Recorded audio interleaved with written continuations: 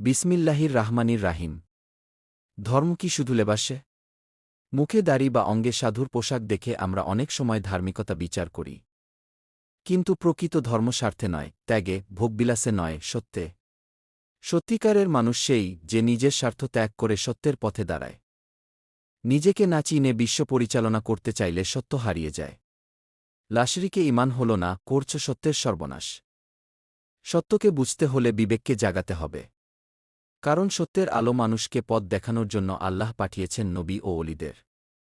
মানুষই সেই সৃষ্টি যার মাধ্যমে সত্যকে জানা যায়। তাই বাহ্যিক লেবাস নয়, সত্য, ন্যায় এবং বিবেকই হল প্রকৃত ধর্মের পরিচয়। আসুন আমরা লেবাসের ধর্ম নয়, সত্যের ধর্মকে গ্রহণ করি। কারণ সত্যের পথেই আছে মানবতার মুক্তি। ধন্যবাদ।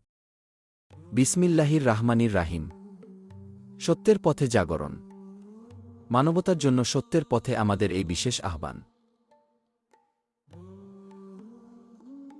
সত্যের সন্ধান, আলোর পথে চলার আহ্বান।